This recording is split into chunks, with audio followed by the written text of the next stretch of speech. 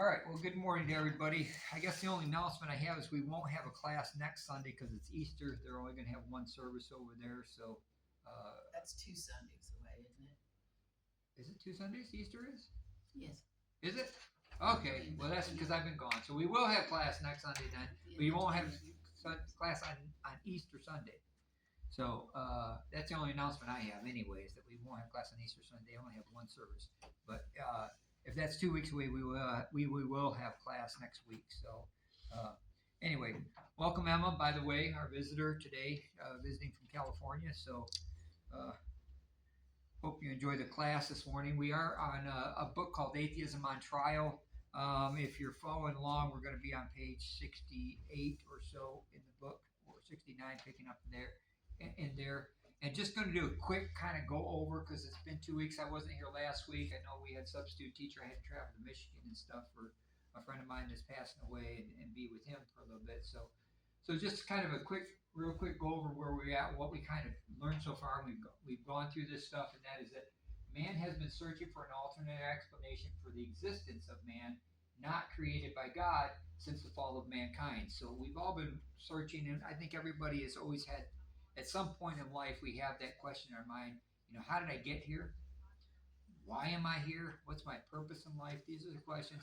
Where am I going? Is there life after this? These are like 4 or 5 questions that I think every human being will answer or ask themselves in their mind at some point or another. And then, secondly, a man has been searching for the arche, or what is called the first cause, since the fall of mankind. They've been trying to figure out, how did this all begin? How did it all start, right? And they've been searching for that answer since the beginning of time, pretty much. Uh, and then I've asked this question before. So, what are some of the theories we discussed so far about what they came up with as this arche? What they proposed was that first cause or the first start of things. Anybody remember any of them at all? Okay, so let's go to these things. They are water. Some people say that water was the thing that starts everything. That's the most common. You even see it in today's society. They've said maybe 10 years ago or 15 years ago, they said if we find water on other planets in the universe, we know life can possibly exist there, right? Because they think water is the foundation. Some of the evolutionists think that we are formed out of a cesspool of water, and this is where we came from, right? And so water is one of them. Other people believed that it was fire was the first thing that created everything else that was there. And the more predominant theme is that it's atoms through the void, which is just, we know that atoms make up everything. This table, that table, the camera, every single, even our bodies, they're made up of atoms that move at high velocity. And so they say there's atoms. There's atoms here in this air right now. We can't see them. They're here. They're just kind of traveling through. And when they collide together, they begin to form something. And so that was some of it. And then finally, the last one we discussed was seeds ordered by an eternal universal mind, which means they're even smaller than atoms. We can't even see them. They're basically seeds that produce atoms that are out there, and they're there ordered by a universal mind. And again, I kind of talk about that, how they can recognize that something is out there that put this stuff together, but they don't want to concede that it's the God that we read of from the scriptures, right? Um, and so then moving on, we talked about how mythology created by people who chose not to believe about creation, how that comes up, how these gods of Zeus and Apollos and all of them came into. It came from way back in the beginning with Adam and Eve living in the garden, having everything perfect, and then they got kicked out of the garden, and then they had some children, and they had to tell their children how beautiful and everything perfect was, and they said, "Hey, I'm looking around me. Doesn't look that way in Detroit, so to speak." It doesn't look that way. So I have to believe that what my parents said was true. And that exists still today. Today, we learn from what we read in the Bible, what our parents teach us, and we have to accept this by faith. And so if you didn't accept that by faith, or you didn't want to live that way, then you would make up other reasons or other myths that would say that it's true. And all the isms of the world are just modern mythology today. So, uh, all the different religions that exist around the world that are not what Paul would say, if anyone preaches a gospel other than the gospel that I preach, or he names some other people because they're preaching the same gospel, which is what Jesus Christ is the Son of God, that He came into this world. He was born of a virgin in a manger, but that isn't the beginning of His life. He's always existed. He's been eternal with the Father from the beginning. But He came down and became man incarnate, or God incarnate with man, and was born as a virgin from a virgin in a manger, and then grew and lived a sinless life. He never sinned. Not one time did he sass his mama. Not one time did he punch somebody in the face because they said something bad to him. Not one time did he orchestrate his power in a way to say, I'm going to manipulate it. My dad needs some money. My mom needs some food. I'm going to manipulate these things to do that. That's not how miracles work. He didn't do those things. He lived a sinless life, and then he died a sinless life on a cross for yours and our sin to take the penalty of the sin, because the Bible says the wages of sin are death. And then he rose from the grave, most importantly, 3 days later, to show us that death has no power over him. And like you said, if I rise from the dead, I'm the first fruits, I will rise you from the dead. And so from there, we claim to the verses of Philippians that says, hey, I know who I have believed in. I am persuaded he is able to deliver me on that day. So any other isms that are out there are just modern day mythology that is out there. And the most dangerous isms are those that use truth of God's word and manipulate them to itching ears. Man, we see a lot of that. See a lot of that. People that want to teach certain things, but they only want to teach certain things that make people happy or make them feel good or they want to hear. So kind of where we are today. And the last 2 weeks ago, I left you with this line, kind of in the end, that the importance of miracles, what it is. And we look at miracles, when we look at miracles, we think of them, and even in the name, it's a miracle. It's like, that shouldn't be happening. It's different. It's the aberration, right? But the miracle is not the aberration. Okay, we look at it that way. We go, that's something that's different. It doesn't really happen. It's something that's, the normal is all the way things work, and then a miracle is the aberration. But it is not the aberration. What is the aberration is the fallen world with all its death, decay, and disease is the aberration. Why? Because God didn't create a fallen world with death, decay, and disaster in it. He didn't create that. He created a perfect universe. He created perfect people. He created people that would live forever. Adam and Eve were not going to die. They were going to live forever. He created them that way. It wasn't until they sinned, because he said the wages of sin is death, that they were going to die then at that point in time. And so that's really the aberration right there.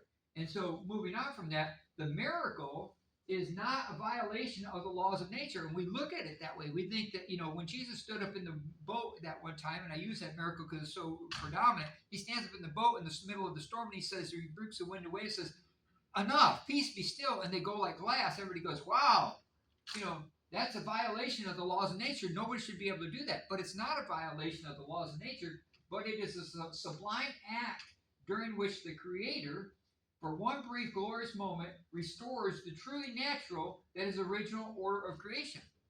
There were no storms in the Garden of Eden. There were no hurricanes in the Garden of Eden. There were no downpours. They didn't have to run for cover. The lions didn't attack them. They didn't have to worry about the wolves. Hey, you hear that out there, honey? You sure we're going to be okay now? They didn't have to worry about that in the Garden of Eden. That's the way God created it. We broke that by our sin. So we live in a broken world. And when God does a miracle, what he's doing is he's temporarily restoring that order, and he's showing everybody, I'm God. He's showing everybody, I love you. This is who I am. This is what I want. I didn't want you to be blind. I didn't want you to be crippled. That's not what my plan and my desire was for you. You're blind and you're crippled because of the fall of mankind and what happened in there. And here I have the love and the passion to restore that back to its original. But we also know that every person that he ever healed or ever restored or ever rose from the dead eventually what? Died. They died. Why? Because this curse of mankind is still here. And it's being restored temporarily through miracles. But in the end, it will be restored fully in the very end. It will be restored. So if we can only get modern materialists to wrap their heads around this definition right here of miracles, they might be willing to recess their prejudice against miracles. Alas, this prejudice that they have is deeply ingrained in the Western consciousness, and it has been for over 2,000 years or more. 2,300 years ago, Epicurus already rejected both the possibility and the desirability of the divine intervention in the world. He rejected all of that stuff from the very beginning, and he said, whoops, I don't know how I got out of there. I guess I didn't put them in. He said it's not possible for one to rid themselves of the fears about the most important things. What's the most important thing? Absolute most important thing in your life. Where you're going to go, what's going to happen when you die. That's what the argument is about, right? An atheist would say what? When I die, what? That's it. There is no more. There's no consciousness. There's no nothing. Do you remember how you were before you were born? No, you don't. There's no consciousness, nothing. Atheist says that's what happens when you die. There's nothing.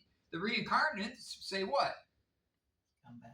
You come back as something. You're going to come back as a tree. You're going to come back as a grass. You're going to come back as a flower. You're going to come back as a dog or a cat. Maybe if you were good enough, you come back as a person, and because you're getting closer to a perfected state. But even you're never going to reach a perfected state where you always just live perfectly. So every time you got to come back, you got to build on something else. Okay, they would say that. Where's their evidence for that? Have any of them ever died and came back and said, they make some jest about it, but there's no evidence or proof for that. Same for the atheism. Where's their evidence that when you die, there's nothing? You have none there. It's just a statement that they make, right? It says here, it's not possible for somebody to rid himself of the fear about the most important thing. So the other thing is, the most important thing is that when you die, it's appointed unto man once to die, and then what? The judgment happens, right? This is the fear he's talking about. He's saying, well, there's a fear of a judgment. I was telling my mother today about my best friend, and I do this from time to time if I'm graciously enough, given enough grace to know that somebody in my family or friends is going to pass away and they don't just die one day from a car accident or something. And I said to him, hey, if there's a way to send some message forward into the future, this is it, Wade. Take it with you when you go, right? Go find my father and my brothers and tell them this and that. But when you get done talking to them, go find my brother. And you tell him, I'm sorry. You tell him I'm sorry because I try. I try to live the best life I can. And sometimes that's a fallacy or a fall down because I know I could try better. I said, but tell him I try to do the best that I can. And I thank him for dying on the cross for me and loving me. You know which brother I talk about? He says, yeah. I know which one. Okay, I'm trying to send this forward, right? And so there's this fear that we're going to be judged because one day we'll stand before God and the devil's going to come up and he's going to tell you, this is probably the only time the devil's not going to lie. He's a liar and the king of lies. But when we get to heaven, it's probably the only time he's not going to lie because he's going to tell the truth about you. And it ain't going to be pretty. He's going to say he or she did this and did this and did that. And remember when they did this and this, and we're going to go, what can I do? I'm undone. I'm naked here before God. I can't lie to him. He knows everything. The devil's right. I did these things. I was a bad person. And Jesus is going to step out from the right side of the courtroom and say, don't worry about it. I got you. Hopefully Jesus will. If you know who he is, he will. This is the fear he's talking about. And he says, listen, it's impossible to rid yourself of this fear of the most important thing if you do not understand the nature of the universe, but dread some of the things you learn from myths. So what he's saying is, in atheism, the nature of the universe is what? Based around what? Everything's natural. It just naturally happens. It's always been. Nature has always existed. The God, if there is a God, he's a God that is outside of his individuality with mankind. He doesn't mess around with mankind. He may have kicked it all off into motion with nature, okay? But he lets it do its own thing. And there are laws of nature that work, and they will always work, and always have worked, right? And so that's what he's saying. And if that's the case, then we have nothing to fear because when we die, it's just going to be the end. But if the opposite is true, these myths is what he calls them. If these myths are true, then you can't live without fear because you always have to worry about it. You always have to wonder about it, especially when you're getting sick and you're in the hospital and they say you got cancer or something else. They say you got 2 weeks to live. You start worrying about your life. You say, did I get all my affairs in order? Did I live a good life? What's waiting for me on this? Here come the fears, right? You start wondering about them because you wonder where you're going to be. And he says the only way to negate all of that is to simply say, hey, nature is real and that's all that there is. There is no real God out there. He goes on to say that his God, I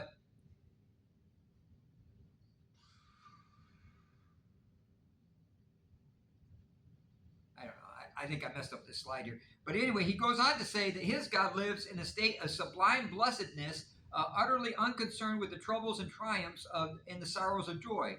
To gain happiness or pleasure, which is the chief end of Epicureanism, one has to achieve this complete serenity of mind.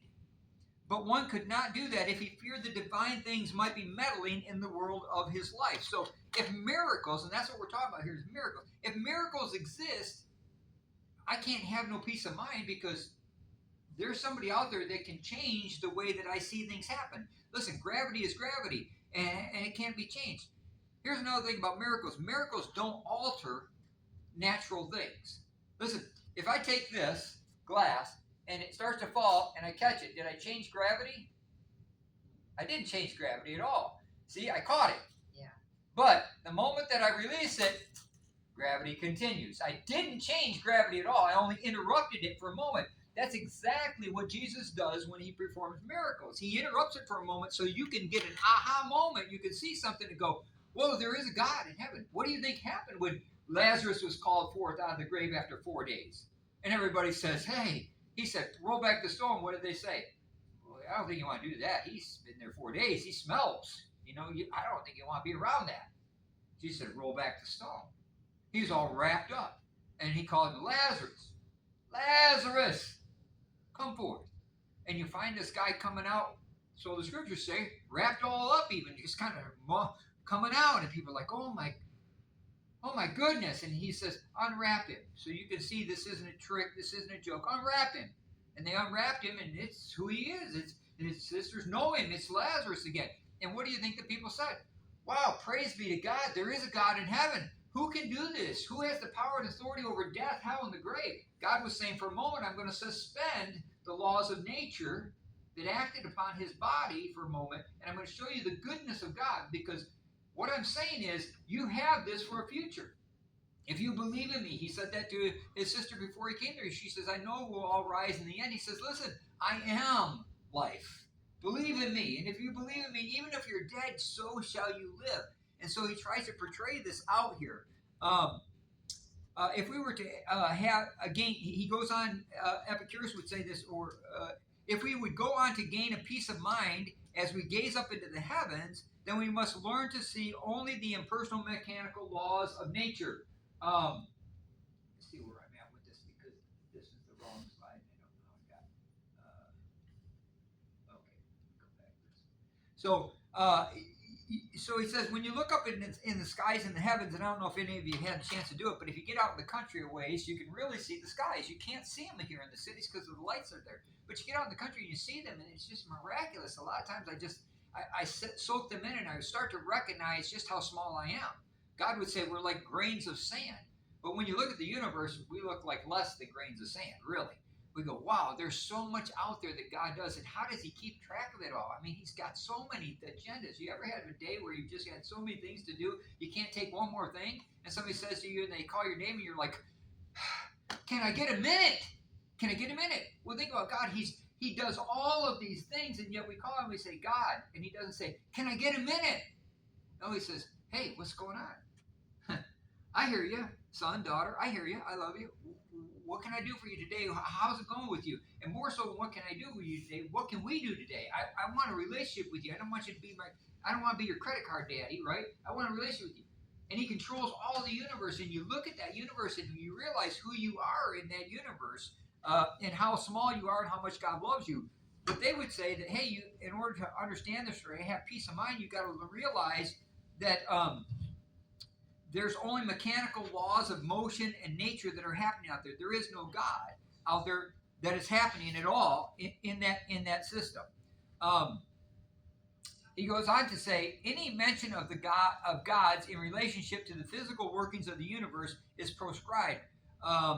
Reason demands that all explanations be purely natural. So he's saying, listen, you can't talk about gods in this idea of atheism at all, because if you do, for one moment, if you bring miracles into this picture for even one moment, this is what happens if you bring them in for one moment.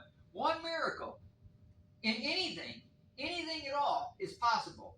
Why? A man might even rise from the dead if you have one miracle. And according to their theory, if there's any miracle, so you can take a miracle that is absolutely provable without any doubt, there's no explanation other than somebody could say, it's a miracle that happened, and you can put that in the hands of an atheist and they'll deny God. They'll say, I don't understand it, I can't explain it, but there's got to be a law of nature that created this to happen this way. I mean, got to be a law of nature for that. I seen a testimony of a lady who actually she was diagnosed with, I forget what it was, something, she had fallen from her horse and she was paralyzed and she had this problem, and they were going to do some surgery to try and get her paralyzation to at least get some of her mobility back to her body. And the day of her surgery, they had done all the tests and everything else, and then the day of her surgery, they had to go back in one more time and run one more MRI before they took her to surgery, even though they've had them. because they have to make sure that all the medical stats and everything else match up with the patient they have, like the toe tag, so to speak. We got the right person, we're going to go and do surgery on her. So they took her in for the MRI, and when they were in it for the MRI, and her father's a colonel in the United States Army, so he had all the evidence too, and what the reliability to that. And they went into the MRI, and when they were in there doing the MRI, they saw on the MRI a hand that came in and touched her body and moved it around and restored her body back to position. And when she came out of the MRI, she was fine. She got up and walked out of the MRI. A paralyzed woman. Okay, what do you do with that? What do you do with that? I mean, if you take that to these people who are atheists, they'd say, well, maybe she wasn't paralyzed all the way. Her body just began to heal. I don't know what the aberration was